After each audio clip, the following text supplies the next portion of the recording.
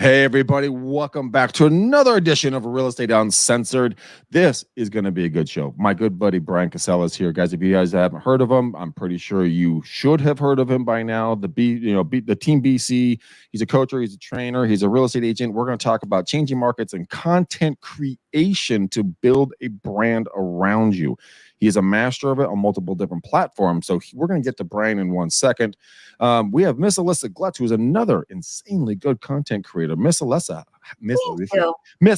how are you? I'm here. I'm happy to be here, and I'm always so grateful to you for all the nice ways you build me up. Thank you. It's okay. I lie for a living. I mean, I tell the truth for a living. It's great. You're a man. No. So let's get into it. Brian, brother, welcome back. It's been a while, man. What's going on? It's been a minute, bro. It's good to see you. You're one of the few people I think that I've met through social media that I could probably have a beer with and kick it with, because I think we both vibe on that level. We're both goofy. We're both kind of weird. We both talk some shit. So it's cool, man. I'm glad to be here. Dude, you remember when you and I, when we were traveling in Australia together, and we were with Glenn, and we were at that Oceanside Cafe, and we were drinking some beers. We were chopping up, having a freaking blast at the ocean right there after speaking to hundreds and hundreds of people that day. That was a fun time, brother. That was a fun trip. Dude, not to mention the kangaroos. Hanging out with the kangaroos. It was awesome, dude. It was awesome. So let's talk about kind of the brand building, content creation. You know, a lot of the folks out there, they hear these buzzwords, but the biggest problem is there's no distinguishing difference in their mind. They're like, a brand, content, man, can they blend together? Do they have to be different? And you built a very successful brand, kind of around your interests, your hobbies, and your real estate. Walk us through and kind of when you first started making your content. Where did you lean to? What did you think about to start getting more views and get people into your atmosphere and your hemisphere? Yeah. So when I started with content, the interesting part was I kind of had a chip on my shoulder when I got into real estate, and it was more about not so much getting views and growing on social media. It was really to give a big middle finger to the people who were doubting me when I got into real estate, because it felt like everybody was like, "You're crazy. What are you doing?" I was like, "Man, get the hell out of here. You guys told me the same thing in basketball, and I was like one step below the NBA. Now that I want to do something else, it's the same story all over again, that I'm not good enough. I wasn't born for it, blah, blah, blah, blah, blah." So I said, you know what? I want to post content to let it burn their souls that I'm successful. Like, I just want them to see me 24/7. Now, I'm not saying that the chip on your shoulder is the best way to go about it, but that definitely in the beginning for me was one of the driving factors. And the second was I was going through a transition of going from an athlete to now like a business person, or whatever you want to call it. And I wanted to document the journey. It was more of a personal thing versus, oh, let me blow up. Because when I started doing that, I also noticed that back in 2013, when I got licensed in real estate, when I would follow up with people and send them a video, like the response was just through the roof, right? I could call, some would answer, some wouldn't, right? But when I sent a video, like, it was like 99% of the time I got a thumbs up, a whoa, that was cool, or some sort of response. So right there, I knew, okay, video is the ticket. This is the future. So those two like pots were brewing at the same time, right? And then when we got into the actual content, I think what really separated me was I kind of put my heart on my sleeve, and I said, you know what, I'm just going to show the world everything about me, whether they like it or not, and I'm going to show every step of the journey. So if you go back to like my original YouTube channel, you see me doing quick little videos. Hey, I just, wrapped up and I hit 110 doors, right? And these are my results. Like a lot of the day-to-day stuff that I think at that time especially was like the polar opposite of what the average consumer and agent was watching like on TV. Because you would see $1 million listing and, oh, I'm driving my fancy car, I'm negotiating this $10 million deal on the phone. And people had this warped perception of what the business was. And here I come up, this new kid with braces, it looks like he's 15, and I'm just showing them like in their face. The day-to-day, like, hey, I bang doors and make calls 24/7. This is the life of an actual agent. And I think that, and just the transparency of me really showing what I was doing, is what initially got me really going, man. So Alyssa, I want you to talk about that, because when you started your journey, like Brian started his, did you have that same kind of mindset? Basically, big middle finger to all the haters, kind of create content, crush skulls, or how did you go at it as a lady? I had gone through a really hard grief. I was going through a lot of grief because I had lost my father-in-law a month before, and I saw my daughters. They're 14 and 16 now, but I knew that they were always playing around with it. I used to work in stand-up comedy. Like I used to laugh a lot, and I just got to a point where I was so sad and taken over that I needed an escape, that I thought nobody will find me here. I can literally just be creative and like do some of the stuff that a banker isn't allowed to do, you know, like to Jay-Z, be like, you know, I'm talking about my bank statements, you know, or whatever, something that would make people like be listening. And then all of a sudden go, am I educated? Oh my God, what happened? You know, like I wanted it to kind of be a slip in, like, you know, I'm the broccoli cauliflower mom. Anyway, but as I started to kind of play around and use it as an outlet, I also realized the video aspect. I was like, dude, this is going to be fire. The way, if I could explain to somebody how credit works in a 1-minute video, like that would be amazing, you know? And so mine was all about just wanting to get on there and stay committed to feeding the funny part of myself, if that makes any sense, like try to pull that person back out. And I knew that, look, the expert in anything was once a beginner. And if I start now and I start practicing, I'm going to be better. And I'm not. But anyway. Oh, give me a break. Look, okay, so anyone who hears that knows she's full of shit. She's fucking hilarious, and she brings a lot of spice. Yeah. Yeah. So what's the fascinating part about this is that Brian and Alyssa both have completely different points of views and different reasons why they started their content creation. Yeah. Brian, when you're getting your traction going, right? And then you're like, okay, because there hits a certain point where you're like, okay, I'm only getting a certain amount of views. How do I take the next elevator to the higher level of content relevancy and exposure? I know the answer to this question, but I want to ask you, what was your single biggest video that got you in front of a lot of people and what they resonated with? Collaboration videos, right? So when I started really exploding was when I started to create content with other content creators. So I've always been a big car nut, right? And back in LA, right, I've owned them all. I've had like a GTR, I've had a Lamborghini, like I've done that whole thing. And I remember watching a dude that was local to me in Southern California that was just, man, I really want this car, which at the time was that Nissan GTR that I had. And I watched him anyway. I said, hey, dude, I shot him an email because that was the only way I can get in contact with him. And I DM'd him on Instagram. I said, hey, dude, I have the car. I've been watching your content. If you want me to pop by your shop to check out the car, like I'm totally open for it. Dude responds within like a minute. He's like, yeah, let's set it up. So we do a video. He releases it on his channel, 2 videos. And from there, just the floodgates open, right? I went from 1,000 or 2,000 subscribers to like 10,000 within like a week. And then from there, you know, it evolved into me like showing more of that side of me, more stuff about the cars. Like I did one where I went to like Paul Walker's grave, and that video got like 1.1 million views. I went to the Fast and Furious house. That video got like 1 million views. And the interesting part about those videos is, number one, they were garbage. Like they weren't highly edited, like, oh, this is cinematic, right? They were like, you look at the camera, it's like bouncing, it's just horrible. You have a big stain on your shirt and everything. It's just like, but all of them blew up. Like I remember this specifically, both of those videos, like anywhere between 3 to 4 months after I posted them, got violently shoved into the algorithm and exploded.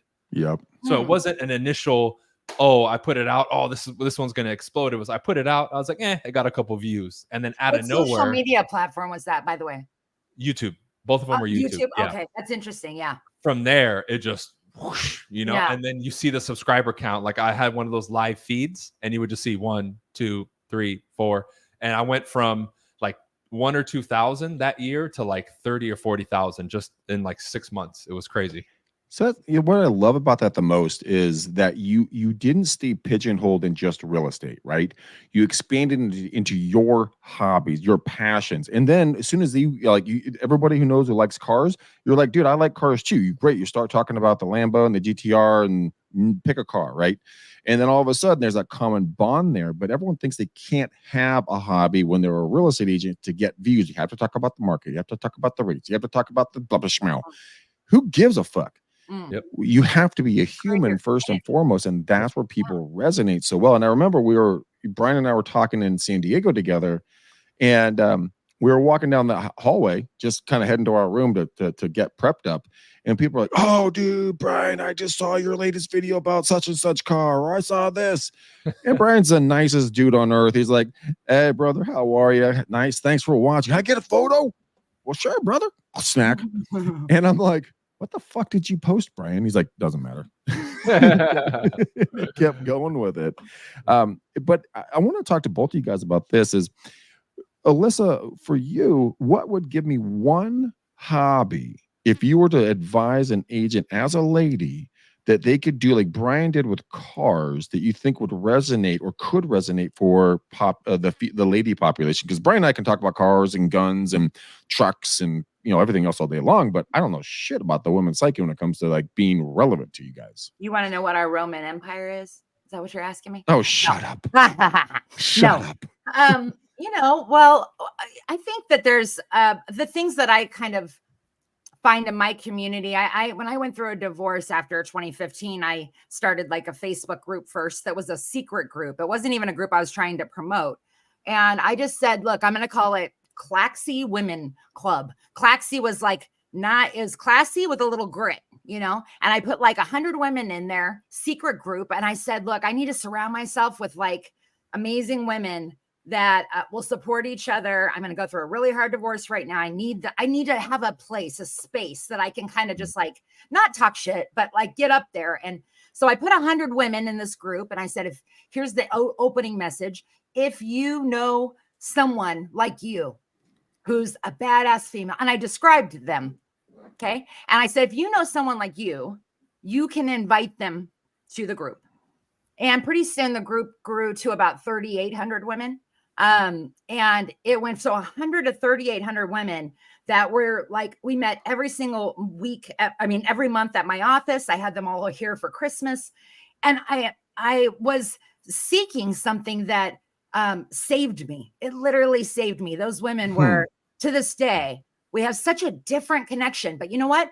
When they came to my office once a month, do you think I talked about the mortgages or the real estate business or all that? No, we painted. We talked about how to grow, how to become smarter financially, how to buy our first home. Like some of the stuff was like trickled in there with money, but we were all coming together because we all agreed we wanted a space that we felt we belonged in. And having like, you don't even have to have a hobby, ladies. Any of you sitting out there going, I don't even have a hobby. And her husband's going, she doesn't even have a hobby. You know what your hobby could be? Just being an awesome, badass, like female that lifts up others. That's a hell of a hobby right there. That'll keep you moving. Best hobby I've ever heard. And you'll find a lot of other women that'll go, I see you. I'm here to lift you up too. Seek out the right people though. Don't try to be anything that you can't sustain. I always look at people and they go, I really want to blow up. I'm like, do you really want to blow up? Do you really want to commit to that day and night? It's a job. Do not get that one twisted, ladies and gentlemen. Yeah. But when it comes to a job, Brian and Alyssa, Brian, let's go to you for a second. You said earlier in the interview that you said that when you did your first couple of videos, it was really crap video. And you're like, oh, it's bouncing around. It wasn't professional, yada, yada.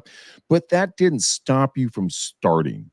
Looking back, do you think you would you overthink it now, or would you take the same mindset and just be like, screw it, man, let's just go? Same mindset, man. Because even now, dealing with like my team members and my students, it's the same thing. It's like this constant like over analyzation of every single detail instead of just getting out there, right? Like when I look at the person who gets out there and they're sloppy, they're taking action and we can correct it. The person who gets ready to start someday, to wish, to dream, to next week, next month, it's like, dude, then nothing happens. And all they do is they create this pattern where they continuously freeze themselves. And the longer that takes place, the harder it is to get them out of it. And I sit there scratching my head. I'm like, dude, I feel like I have to decode, the ultimate, code of the universe just to get some of these people to take action. And it's nuts because as a trainer, as a leader, you want to help, but sometimes it drives you crazy because you're like, dude, just get out of your own fucking way and go. So true. It's so what do you true. do though? What like, do you have a certain, there's Mel Robbins does the 5, 4, 3, 2, 1. Do you do a tactic when you just feel stalled? Like you just are paralyzed a little bit? When it comes to like techniques, right? what I find, especially for like the students or like my team members, is I need to extract them from their current like situation, monotony, and environment, and put them in a new one. So I remember like when I went to the first like Mike Ferry workshop where we made cold calls, putting people into that bullpen and that environment with the coaches and the other people, it hypes you up and it gets you to make calls. So I created that in my own universe, and that's kind of what I do. So let's say I get a new student, I'll bring them in and say, hey, you know, Monday at 10 a.m., we're going to get on Zoom together, right? If it's virtual. If it's in person, they'll come to my office, but I have to set things up in order to facilitate and remove those barriers as much as possible. However, that key ingredient that has to be there is the person has to actually want to do it. And in many cases, they don't. And they'll come up with these intricate stories and excuses about how 13 years ago, this one thing happened that's stopping them from doing it, and it's haunting them. It's like, bro, grow up. Be a man, be a woman, do your fucking job. Let's go. You signed up for this. Because that's what I tell them. Is that how you coach? Do you coach very direct and very like? Oh, yeah. Yeah. And I think that's part of the reason I've been painted kind of like as a dick by some people. But it's like, dude, I'm not a dick. I'm just honest. If you're being a little bitch, I'm gonna tell you you're being a little bitch. Like straight up. If you're being too emotional, I'm gonna say, cut the emotion. Let's work. Right. Like I'm not mean. I'm just very blunt and honest. And we live in a world that I call it the Charmin Ultra Special. It's very soft. It's very accommodating. We give participation trophies now. Fuck first place. Everybody gets a trophy, right? It's stupid, but it's created this. Well, I don't want to, you know, I got to walk on eggshells, and I'm so afraid to offend people. Or it's like, dude, but that we don't realize that one of the parallel kind of effects that's created is it's enabled this type of behavior for people to sit there frozen and not have somebody say, hey, dude, get to work. Yeah. Now, a simple statement, a fact or truth has been quoted as, oh, this is extremist. That's too harsh. Yeah.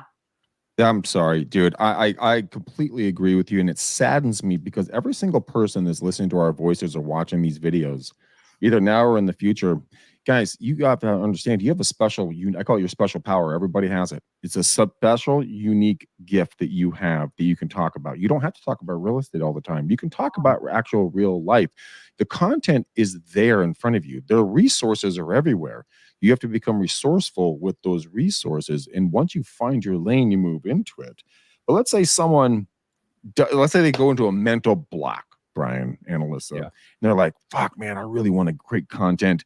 I don't even know what's good content. Give me one or two websites or resources that, Brian, that you started with, and then with Alyssa, very quickly on each one, and just say, okay, I tried this, and this is what I got, and this is my results, and then I progressed to another source, because there's so many things that people can pull from that's already free for you. Brian, where'd you start? So for me, because you know we're kind of like from the old school era. Like I even remember watching Greg's videos, and at the time, I think like he had the only video on YouTube about door knocking, and it was him in like a polo, like, "Hey, this is what I do." It was the white polo. Yes, yeah, it was a polo video, right? And I was like, man. So when I was kicking it with him, I think I told him, I was like, bro, you're like the first. You know, you like Derek Lipsky, like all those guys were the first and only people, right? Yeah. So for me, I don't know if I had a resource. It was more just like, okay, I know I need to create content. And I said, how can I make this as easy as possible for myself? That was kind of the mindset, because that almost removes that barrier of, well, what am I going to do? So for me, when I asked myself that question, the answer that just came out of my mind was, well, just show people what you do, right? Yeah. Show people what you do. And then from there, it evolved to make recommendations, or, you know what, now that some people are watching, if I'm reading a book and it's good and I got some good insight from it, I'm going to share with you that book and the insight that I got from it. So it literally was just an extension of what I was actually doing, versus I need to be this different person and create this content. It's let me just show everybody what I'm actually doing day to day in my career and outside of my career. And you realize that when you're actually working, because I think that's why people can't create content. They just don't do shit, right? They don't. They sit there and talk. When you're working, it's very easy to take a quick 10-second story while you're making calls, or when you're out there door knocking to do a quick story. It's just you have to be mindful of it and incorporate it into what you do, not create this separate thing where you have to like, oh, I got to do content. It's like, let me just show people what I'm doing. And when I did that, it became infinitely easier to create content. But your life, like you said, your life is content. Yeah. Every part of your day is like Brian, you referenced reading books, right? Your every day is like a book. There's different chapters. So right now, recording this podcast, this is a chapter of our day. Or when we get done, we go to the next chapter. And people are more interested in what you're doing if it's honest, ethical, professional, so on and so forth. And you're showing somebody, hey, look, this is what I learned. Maybe you can glean something off of this. Check it out. We all love recommendations from people that we follow and admire and look up to and are interested in, whatever one, all of them in the same people or not. But Alyssa, where did you go to start the mortgage stuff and kind of start talking? Because a lot of folks might just want to start doing mortgage stuff because their clients are looking for it. They want to be a buyer's agent. How does that work? Right. Well, I do think that for anybody that's extra nervous, I got two little tips. One is just commit for the next 45 days till the end of the year that you're going to use TikTok if you can, because it's just a great, easy video maker.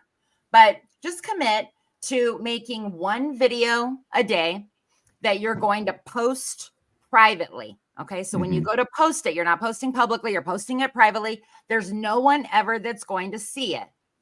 Be careful. Don't put naked stuff up though, because they could see it.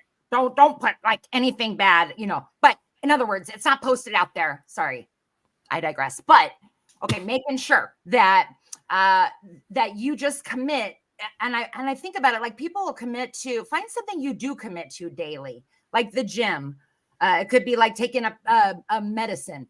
Okay. Could be every morning you come out, you take your pills. At that moment, I want you to flip your camera on, no matter what it is, your TikTok. And for 1 minute, no worrying about editing, what you're going to say, nothing. 1 minute, just talk.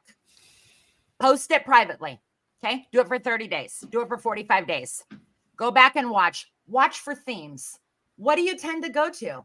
Do you go to a negative kind of view of the day? Do you go to a positive view of the day? Do you tend to always, like I started finding myself, just if I had any, the ability to pick anything I wanted to do content on, I would digress, I would start migrating towards more of the funnier ones, like using audio and trying to incorporate credit or mortgage into that. But you kind of start to follow themes. You start to see things, patterns and systems, that stuff that works for you, whether it's you just talking to the camera. Some people do that.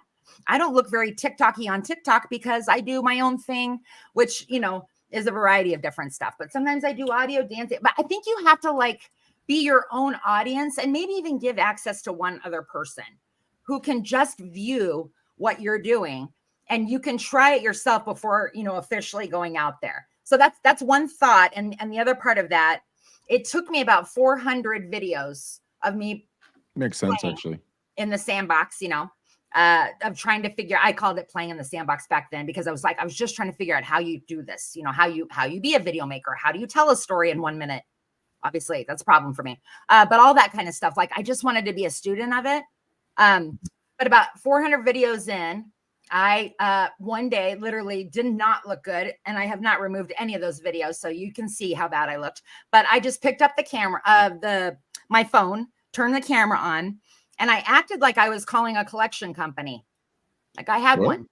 And I said, "Hey, hi, I have a collection. I got paperwork in the mail, and I don't know what to do. I don't even see this on my credit report." But I just started conversating like I would, as if any person in America that doesn't talk about it, but has had a freaking collection before, has had something bad happen and didn't know what to do about it. I'll just talk. And that video hit 1 million.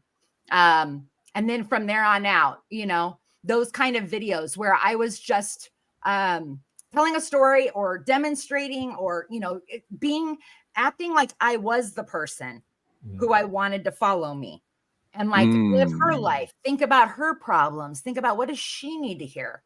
How does she need to hear it? What makes sense to her and what doesn't make sense to her? I love the boy money and girl money. That one's hilarious, by the way. It's so true. All the time. I'm like, that's free. My friends are like, what? I'm like, that's free. Cause I had a big, huge gift card availability, anyway. But yeah, so I just think it's like, you have to find ways that make it authentic to you. But it's a huge like personal development workshop in a way in the beginning, because if you don't know yourself, if you have not really looked within and figured out what your true gift is, okay, then it's something that has to be developed, and you have to kind of see that over time, you know, figure out what it is. What would you do if you had the whole day to yourself? What would you do? Write down 5 things you would do with your day. If you had what would you, if you went on, you could pick any subject to read about, what would you read about? Marketing. See, Sales. and you talk, yeah, and audio. That's Like, where I'd when I stand. hear the things that you don't even find to be work, that's what you do on your day off. Like, how can we build our whole life around that? So we don't, right, Brian? I mean, so that we don't have to worry about working anymore if we're doing all the stuff that we love, So right? there's a cool little thing that so both what I'm hearing from both of you guys is a passion. You guys find something, and Brian wanted to be passionate about being transparent. Alyssa wanted to be passionate about bringing joy and light and kind of talking to the consumers. Mhm. I have found something on Instagram. I'm sure you guys have seen it. You can go to a lot of your, like when you have an Instagram, like a funny story or something that pops up, those 3 little lines right here to the top right. If you press on them, like this one is about making some sort of like cookie or brownie or cheesy thing. There's a little thing that says sequence right here. Mhm. And on sequence, on some of them have them, some of them don't. They're generally done on reels. You can watch the whole thing, and then it will cut you. It'll prep it. You record a reaction to that video, so you don't even have to build the professional content to begin. If you want to start creating content right now, so like I did one about a bunch of geriatric men and women singing into like their milk cartons about it's hot in here, gonna take off all my clothes. I did that one. And I then put on the back of it, wow, holy mackerel, no nakedness in my open houses. And I went on a rant. But what I'm saying is, if you want to create content and you like certain things, then the algorithm will allow you to see those. I see Brian laughing. You can create these little, when you hit the sequence thing, you can create your own little blurb on the back end so that you can then be branded with that cool imagery. I did the first one with a guy pouring, I think it was like 100 or 200 martinis, all different colors. The fucking guy nailed every one of them. And that thing got within the top, I think, 12% of all reels or reactions. I just did it because I thought it was freaking hilarious. So you're saying that sequence is like stitching on TikTok? So watch. So this is a cooking thing about some sort of food, right? So I'm going to hit my 3 little buttons. Sequence is going to be right here. Yep. You'll see it's very obvious. I'm going to hit sequence. So then it's going to show on the bottom kind of what's it's going to play, and I can shorten it or longen it, right? I'm like, bring it back. Okay. And then I hit the button next, and it goes to a picture of me, which it would be me. Then I record it with the purple line right there. That's how much of the original content. Then I'll fill it in. Well, I'm not going to do it because I don't really actually want to post this. But I record it, and then I hit next, and it's gone. It's there. So now like, that's hey, not this is the same way you do the green when you're doing the green. What do you do for that? The green screen. We'll discuss that later, but there's too in depth to go into that right now. But I want to talk about Brian in a little bit for kind of what you're doing, how you're training your coaches, your coachees, your followers. When someone calls you up and says, Brian, I'm stuck with content. Brian, I need an idea how to build my brand. What would you tell a lot of folks about how to start with that? Well, I look at everything like a tree, right? And this is how I would describe that. When it comes to your brand, and really the way I kind of coin it, name it, kind of rephrase that, just to put it in layman's terms for people to understand, is if someone is to ask, like let's say we grab people on the street, and I will tell this person, okay, this is what brand is. If I start grabbing people who know of my name or know of my brand, we're going to ask them, hey, BC or Team BC, what do you think of them? Right? If I ask that to 10 people who follow me, their answers is your brand. Right? You may think that you're all high and mighty, but if they think you're cheap or you're a loser or you're an amateur or whatever, then that's your brand, because that's a perception of your brand. So you have your core principles and what you live your life by, your mission statement and all that, and what you represent, but you also have to make sure that that's connected to the audience, right? So I kind of use that as the measuring stick, because if they don't see it, then you're not demonstrating it properly.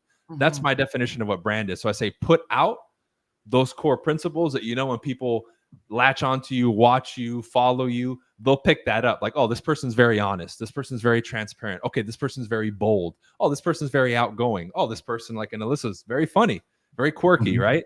Like, whatever you want to put out, make sure that it's aligned with who you are. That would be the branding side. Now, when it comes to the content, I tell people, make the tree, right? Like, let's say it's a realtor. I'm like, dude, we can put all these little branches and leaves very quickly. Let's talk content, right? Let's talk a buyer or a seller. Well, if it's a seller, we can have infinite branches, right? How to find a realtor, how to prepare your home, how to price your house right? We could easily come up with 50 different topics. Same thing with a buyer, how to choose an agent. Is now the right time to buy, right? What are the top 3 things you need to worry about when you buy a home? How do you prepare to buy a home? What are the 3 or 4 things you don't do once you do find a home and you're in escrow? I mean, we could go on and on, right? So, but where you can tie it in, and I think Alyssa talked about this, and she kind of represents this well, is I always tie in my personality with what I do. So let me give you an example, right? We brought up the whole book thing, and you said sales. Same thing with me, right? It's intriguing. I remember I did a series on Instagram a while back that I love doing, where I did mock cold calls, pretending to be different people. So I did one as like a New Yorker. I was like, "Hey, how you doing, Chief?" And I went with the whole accent, right? I did one as Jim Carrey, right? I did one as Tony Montana and Scarface, right? And that's so me, because I'm incorporating the cold call, which is what we did fucking day in and day out for forever. But then with my personality, because I'm goofy and I like to joke around too. And those videos were hits. And from those, I always got leads, got a lot more attention, added more people to my database. But it's a way for me to create relevant content that I'll enjoy doing, while also making sure that I insert my individuality, which is the like that. If the camera wasn't there, I would be doing that anyway type of thing. Because that's just who I am as a person. People don't think a hobby is laughing, but that's a very common hobby that a lot of people have, you know? Dude, I would be in class back in the day and I would just bust out laughing and everyone's like, what the hell's wrong with you? But I just remembered something and I would laugh. That's always been my personality. Same thing with people. Like, I'm very lighthearted, goof off. Like, I think with Greg and Matt and Glenn, we laughed like 3/4 of the time we were there. Like, my abs were sore for like 3 days when we came back because we laughed so much. But that's why we vibe and we get along. We take things very lightheartedly. And I think when people create content, they forget about that piece, which is, dude, you can't lose yourself in the content. It needs to come out in the content, right? Yeah. Well, think about, like, it's like a TV station. If you want to watch Fox News, that's gonna be one mindset. That's how someone sees the world. If you watch CNN, that's how someone sees the world. But if you go to Comedy Central or the Cartoon Network, you got a total different mindset that people are going to be looking at you with. And it's not a negative thing, because we go to what we enjoy. And a lot of us, we need laughter. Like, it genuinely is an aphrodisiac for us, because instead of being down in the dumps, like Lissa, you talked about, when you were down in the dumps, you wanted to make people laugh. You wanted to find joy. Brian, you stay true to who you are. And I believe both of those are the exact same thing, just from different ends of the stick. And I want Brian on this. I wanted to entertain, educate, and inspire people. Those were my 3 words. And so if I can entertain you, I can make you laugh, I can inspire you, go out and do something on your own. And if I could educate you, then I don't have to feed you the fish. Now you become the fisherman. Then go out and ditto, man. We're meant to be. I mean, you're not meant to be, but you know what I mean? We are so like, yes.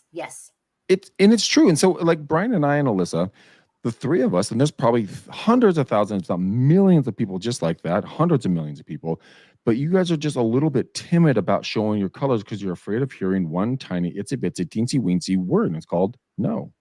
What if I said frying pan, microphone, CD disc, sign, bush? None of those have power. We put power behind. Shut up, Brian. If you say you put energy behind no. Yeah. But it's okay if you do have a trigger response to a word. You can always go into all these different social media. I have so many words that, you can't call me Karen. I'm not going to see the comment. I won't see it because I put that word in. Like, I don't want to be called that. I don't want to be called fat. Okay. I don't want to be called ugly, So I put you, I don't care. Okay. You put all those words in. And then that way, if anybody tries to comment on anything, they can't. They're blocked immediately. Oh, Brian, we have to look into that one. Take that, haters. Yeah. It's almost like you give them the Leonidas Sparta kick, get out of here. I put Ramsey Skip in as that a hole. word, like Dave Ramsey. I did not want one person coming in saying, well, Ramsey said, so I just put it as a keyword, a blocked keyword. You can't say it. And So that's an interesting thing. So if people are starting out, Brian and Alyssa, would you recommend that you put a buffer between you and your audience, or do you want the authentic response like Brian was referencing?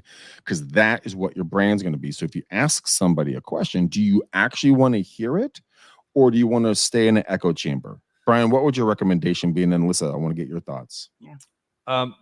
That was a great recommendation that she made. I guess I approach it from a different state of mind, because from a application standpoint, what she's saying is fantastic, because, you know, if you're going to educate, inspire, entertain, and all that, it makes sense because you keep your comment section clean, right? And you don't create those like comment wars where now you're creating content and instead of paying attention to you, everybody's just fighting in the comment section, which I think is hilarious, right? and your views go through the roof. So you have to sacrifice that. Yeah. This is my perspective on it, right? Because I've been doing content about 10 years now, a little bit more, which is scary to even think of at this point. But back in the day when I would get a negative comment, it would piss me off. Just like when I would cold call some guy's a dick, I'm like, dude, I know where you live, homie. I could pull up right now, right? But now I can read a hateful, like a super hateful comment, and like it literally does nothing to me. So I always use that as a measuring stick to see my level of personal development as a human being. Ooh, because now it's like I can even have like empathy or compassion for the person to say like, wow, they must be in a really shitty spot if they just came on my video and they went off. Or just pity. I mean, training your brain to forgive people from your past by feeling sorry for them is a very healing. That's very Additionally, I always looked at it and said, okay, you know, that comment hurt. Like you said, we associate certain things. We put power on these words. I said, you know what? Let me just take a look. And I remember one time I recorded a video and I was like, hey guys, I'm going to show you the reality of social media in the comments. And I just recorded me scrolling through the comments, and it would be like positive, positive, positive, positive, positive, positive, positive, positive, negative, positive, positive, positive, positive, positive, positive, negative. And I'm like, are you seeing a pattern here? I get like 30 comments that are positive before I get one that's negative or more. Why? It's just like if we go door knocking, you talk to 50 people and only one of them's a dick. Why are we focusing on the one dude that was a dick when you had 49 other empowering conversations? People gave you water, they invited you in, they complimented you, you got a lead, you got an appointment, but oh no, this one dude was an asshole and he slammed the door in my face. It's just welcome to being a girl. I mean, that's how being a girl is every day of our that's life. Personal development, to have the ability to step back and not be in your emotions, take an objective perspective of the situation and analyze it for what it is with the facts. And this is why you're seeing a resurgence in the internet too, with like stoicism and all this. It's just an application of that. And it's being more studious, being more developed and enlightened as a human being, to not get caught up in your emotions, or what I call your animal self, right? Being short-tempered, being emotional, using what we got here from the creator, which is the mind, to be able to exceed and get above some of this emotional stuff. But again, Alyssa said it, that takes time, that takes development. And that's why I've been such a workhorse with that stuff, because to me, that transformation helps people so much more than just, hey, say this on a cold call. Hey, here's the script. You know what I mean? It's the mental mindset of going out there and going into battle, knowing that 97% of the time when you do prospecting, you're going to get told no. And be rejoiceful when you get told no. I mean, I literally every single day I go out and my goal is to get told no 50 times before I hang up the phone for the day. I generally do about 2,000 phone calls a day or more to get my 50 no's. But I'll tell you one thing. Every time someone tells me go fuck myself, get off my phone, never call me again, I'm like, dude, you freaking got it, man. One more check and I am out the door. Sweet. One more closer every day. 6, you should reward those negative comments. And like what Brian was saying, understand with empathy that they maybe just found out their daughter came home with purple hair, married the drummer with a nose ring, and is pregnant. Okay, that's a pretty fucking rough Monday morning. But you know what? You can call them back in 2 weeks, and they're like, "Oh, bro, I just had a bad day, man. Yeah, I'm thinking about it." Like, "Oh, cool, homie. Let's kick it." It's not you; it's the opportunity that you're offering. Not everybody wants to buy and sell. That's okay. Say, "God bless you. Have a blessed day. See you later." And just know that you weren't right for them. Yeah, it's an ego thing that's so hard to give up, and it's hard. It's hard to give up, but it's easy to stop caring. I mean, you're never going to always not care about it, but like Brian has his haters. I got my haters. My favorite one, Brian, was Matt and I were called the Beavis and Butthead of real estate. And I laughed my ass off on the comment. I commented back and I said, "Hey, brother, that was the nicest, funniest comment. I hope you keep watch. Have a great day." Never heard from him, but I found that hilarious because I didn't give it power. So when you guys are out creating content, and I want to get to, I have a couple, resources for people to go, and I want to get you guys' opinion on them. Stop caring what other people think. This is for you. This is a personal journal that you're putting out for yourself that people are going to view, but you do it your way for your style, in your style, for the people who are going to resonate with you. The other people are chaff. They're going to fall off to the side. Don't worry. Don't think about them. They'll get absorbed by some other asshole, and they get to deal with that prick. You get to deal with the nice, awesome, cool people you're around. So for content creation, one of the things that I really like, are either one of you guys familiar with a site called realtytimes.com? Mhm. Heard of it? Yeah. So Realty Times, it's a free site. You can go there, and for the new agents, you can go to the consumer advice tab. It'll drop down, and it will give you all these different subsections: buyer advice, seller advice, mortgage advice, homeowner advice, so on and so forth.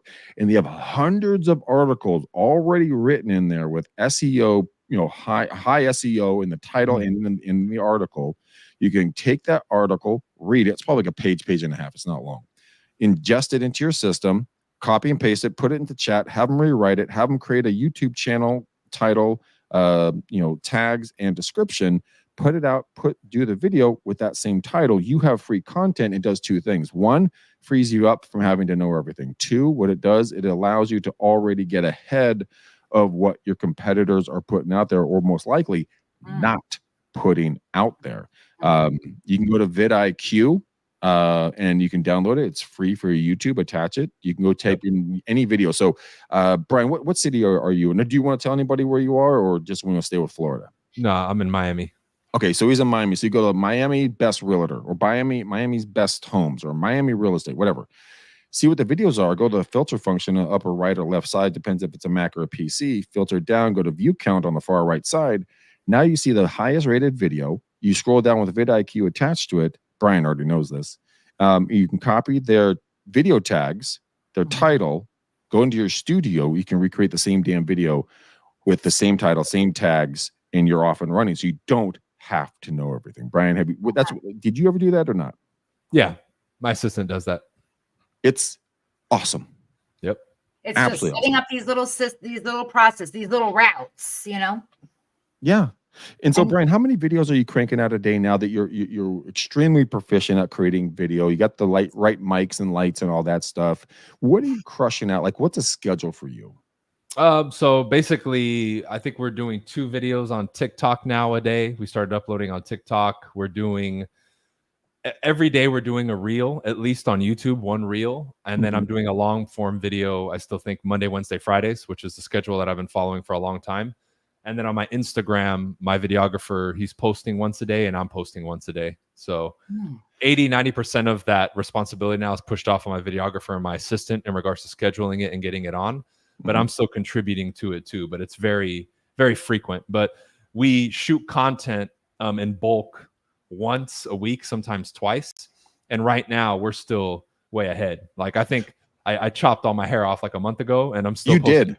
Yeah, I'm still posting videos that you see now with my long hair that was longer than Alyssa's, right? Like, it was long. So like I know, those all the videos I made. Yeah, we're way ahead. We're way ahead, Yeah. which is what I like. Because then I'm going on a trip. I just went to Kansas City to speak at a mastermind. Like, yeah, I don't want to play this game like I used to, where it's like, oh, I got to do it for the day. Now I'm so ahead that the only thing I post is just my stories, which is me just living my life.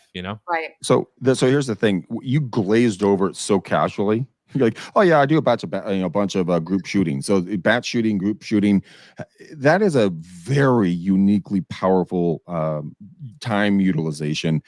Explain what that is and how much time does it take to create a batch, and what do you put in there, and how much do you shoot in one day, and how long does that generally take? Yeah, so I'm very efficient now, and with my assistant and my videographer, they have it easy because we shoot everything in one take. It's just boom, boom, boom, boom, boom. Like I'm not doing a video and then messing up 20 times and having to record. So typically I would say a podcast that I shoot is anywhere from 10 to 20 minutes. We'll shoot 2 or 3 podcasts like on a Monday. So that'll take, 30, 45, maybe an hour tops, depending on how long the episodes are. And we'll shoot probably a batch of 10 to 12 reels, which I've already, kind of prepared the titles that I give to my assistant so she can plug them in. And those are anywhere from 30 seconds to a minute. So I would say about an hour and a half. And that'll give me content for a week. 90 minutes of recording for content for a week. Do you understand how powerful that is? You don't have to think about it anymore. It's literally as long as like an extended lunch with a friend, and you're done for a freaking week on all your platforms. Yeah, I mean, the videographer and my assistant, they'll look at what's trendy. They'll do the B-roll stuff and the text and all that. But that's on the back end. That's the back end of the editing. When it comes to the shooting of the content, it's like, now let's go back 10 years when I was new and I didn't have that like proficiency. Well, I got like little, like, pretend, if we're going to pretend this is like a little note card, I would literally get like a 3x5 note card. And if I set up the video myself, I would stand at my desk, I would lean my phone on something, and I would literally put the note card like right behind the phone like this. So it looks like you're looking at the camera, but you're not. And I would have my main bullet points of things that I wanted to say. And if I had to practice a little bit before, sure. But I made things easy and simple. And just so people know, I got to almost 100,000 subscribers on YouTube just using my phone with no studio equipment, no mic, no nothing. Right. I remember tripping because I was like, man, I didn't know that you had to turn your phone sideways to remove the black bars on the side. I was like, dude, I would go in editors and try to stretch it. I was like, what the hell is going on? And someone's like, dude, just turn your phone. But I still posted content and it still did well. Exactly. I mean, I think if you just go, you shouldn't be going and taking too many, I have to post from this time to this time. It has to be this many times a day. Like, get away from all of that, because all of the people I've seen that have been successful have never really followed what all those courses are teaching you. I mean, not all of the courses. There are some good courses out there, but there's a lot of people that the courses aren't very. And then you start posting, you see what hits. I started seeing like, man, these live calls that I'm doing are doing great. Let me upload one every month or two, and then you start figuring out what your staple type of content that is going to get views. So when I looked at the totality of the day in the life videos, always did fantastic, right? Specific instructional videos like how to host the best open house. I did that video like 9 years ago. It has like 100, 200, 300,000 views, right? And certain type of collaborations always did well. It's always little things like that you'll see that do well. And for you, it could be a different one that people like, right? But you'll start to see which type of video always does well. The only other one that I would add is if something comes out, like let's say Zillow goes bankrupt, right? And it's a current event, you can do your own little opinion video about that, because I would tell people, look, the consumer and other agents will look at you for your opinion because you're already deemed as an expert if you are creating the content. They want your opinion. That's another thing I tell agents. When you give videos to your database, give your expert opinion. Say, hey, this is my opinion now, but this is what I would recommend based on what the market is saying. Boom, boom, boom, boom, boom.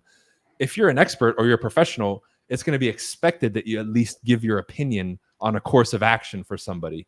So whether it's an article coming out or you're doing content and staying in touch with your database, you got to give your opinion, right? Because people are going to look to you to trust you. And they're going to, well, okay, what should we do, Greg? Right? You want to be able to give a good, clear answer to that and not be like, well, I don't know. What do you want to do?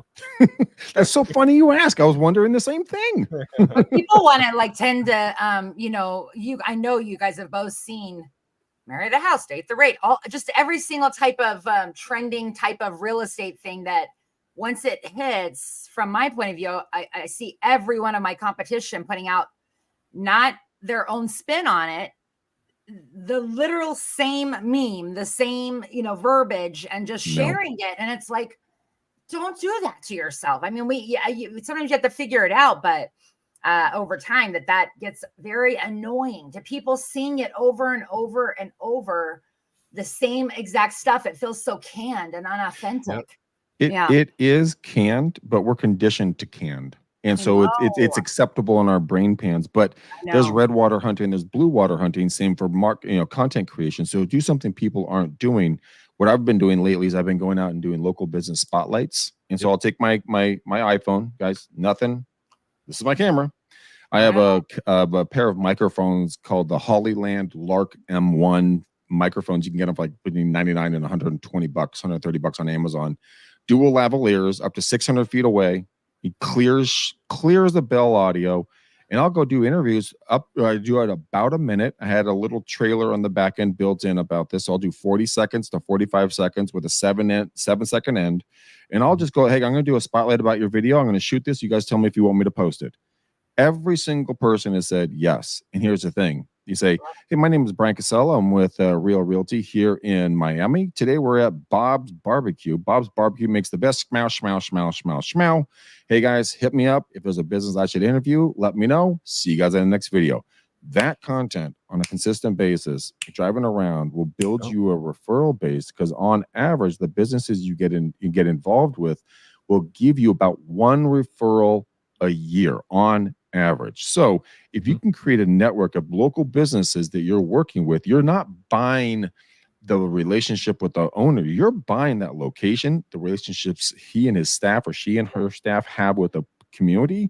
So once you start getting them into their social media and they start seeing your face, you know, Alyssa Glutz, Color My Credit, Brian Casella, Real Realty, you know, you will start getting in people's brains, and they'll start thinking about you and using your advice, because you are a man or woman of the area who knows the ins and outs of the locals. Every shop I shoot at lately, hands down, every one of them tries to give me something. Thank you so much. Here's some gelato. Here's a bottle of booze. Here's a blah blah blah. And I'm like, no. Why don't we do this? Let's get you more customers, and then let's work out a marketing plan together. So then you work in how you can get your stuff into that local shop on a consistent basis, and then keep highlighting them.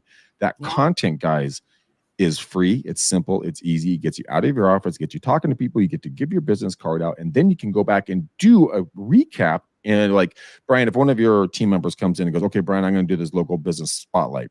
You're like, cool. Let's do this. You go out, and then you come back, and we'll detail and lay out the people you talk to every single Friday. And we'll do a longer form video about the local businesses, what their offers are, what they're offering this time of year. Now you build a compilation on free content and helping each other out. Yep. 100%. So, Brian, we've got about 9 minutes left. I know you got to bounce. You got a couple of big meetings coming up today, doing some prep. Let's get some final thoughts from you, my friend. Where would you want to leave the listeners and viewers? And what courses, trainings, seminars, what do you got going? How can they get more BC in their life? Yeah, I mean, I got a lot, right? You can still, to this day, go to Brian Casella or briancasellacoaching.com, and all my stuff is there.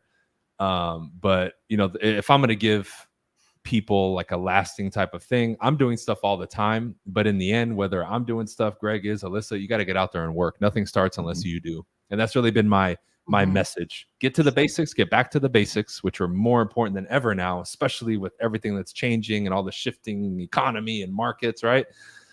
And just get to work, man. And it blows my mind when I have conversations with agents all the time at just like the ground level. They're just completely disregarding traditional business principles and practices, and almost thinking that they need to become this like social media superstar or this crazy thing, instead of just getting back to what works and how we've built our businesses and continue to build our businesses. You know, it just blows my mind. So, and that would be my lasting message, is just get to work, get your schedule together and get to work. Talk to a lot of people every day. Like I'm writing a couple books, bro. I don't know if I told you. And the first one I'm going to release is for realtors. And yesterday I was writing a couple more pages down, and I was like, man, people are going to hate me for this book, because I'm just calling people out. Like, it's just like, hey, you won't do the work. You're weak. You need to get it together. But it's like, what else am I going to say? Like, I need to get the message across, and almost like reach through the page and slap people in the face to wake them up. Because it's like, dude, even with my students, I'm like, you guys still aren't talking to enough people. Like, I asked them, what are you doing in a day? Like, what do? You just watch Greg and Alyssa on TikTok and Facebook, and then you call it a day? Like, what are you guys doing? Flip up. Yep. Yeah. It's like, you need to talk to people. And that's one of the principles I'm covering in this first chapter. This is a people and relationship business. You need to be out there talking to people. And then your own excuses and story about, well, I'm not a people person, I'm an introvert, and this and that. It's like, that doesn't matter, because this business and world operates independent of what you think about it and your own little personal story and agenda. And you need to get with the program. Yeah. And like, I don't know what other way to say it, but well, you can't say that, Brian. That's too harsh. Well, it's the truth. It's the truth. It's 100% the truth. And if you want to be coddled, go to your mom's house and get some soup that's homemade. Okay, she'll coddle the shit out of you. That's it. Yeah, I literally say that, and I wrap up that chapter. I'm like, you know, and if that's the case, then turn in your license and wrap it up and go get a job. Yeah. You know, There's, It sounds like it's very like hard. It might come off harsh, might come off very raw, or it might come off like whatever the case. You're probably a very good personal trainer at one time in your life, huh? You did a little. You trained a couple. I never really did personal training, but I would Oh, coach kids. When I stopped playing basketball, I still coached a couple kids, but then I stopped because, you know, the majority of kids I was getting, it was like, because this was the question I would ask the parents. I'm like, is he here because he wants to be good, or is he here because you want him to be here? Forcing him. That's a good one. If the answer was because the parent wanted him to be there, I said, I won't coach him. No. And they're like, why not? I'm like, because I'll probably make him cry because I'm going to push him. I want him to be good. And if he's here because you want him to be here, then he's going to hate me and he's not going to want to play basketball. Yeah, that's 100%. Alyssa, where can people get in your world a little bit more, where they can get some of that Color My Credit goodness? My goodness. So you can join me live Monday and Friday at 11 o'clock on TikTok. I have a YouTube channel, Instagram, things like that. Check out my Facebook post today on Color My Credit, because I had a great blog today. I think you guys will enjoy, that is about 10 reasons that have nothing to do with the financial aspects of renting versus owning. It really talks more about the 10 things that make a house completely, you know, it's you know, the reason why you own, all these other reasons for it. Anyway, sorry, my words aren't coming out right, but follow me on colormycredit.com. You can just Google Color My Credit. You'll find me. Good. I'm going to touch on something really quickly. Guys, you just heard a lot of really good stuff that Brian and Alyssa have spouted out about content creation, kind of how to get started. And Brian, you made a comment that I was laughing when you were making it, because it was so relevant. Like when you and I both started, we didn't know what the heck we were doing, but we just freaking started. We didn't have fancy mics. We didn't have the sheer microphones. We didn't have the light setups. We didn't have all of this stuff, right? Dude, my first time shooting, I had an older iPhone. I'm like, well, how the hell am I going to stand it up? Well, fuck. Oh, there's an extra like gigantic coffee cup. So I turned the damn thing over. It has a little dip in it. I'm like, well, shit, how am I going to hold it up? Oh, stack of business cards, like those big old bricks. So I just used the back of my phone, leaned up a thing of business cards behind it like this stuff. I got one of these fuckers. It was full. Put my phone in front of that thing on a coffee mug. Surprisingly, the audio was amazing. I couldn't even believe it. But we improvised. That's what I'm saying. Brian put posters up. I taped things right below, just right on the screen. So, like he said, it looks like I'm looking at you. Like if this is my camera here, I would tape something right below so you could look directly at it.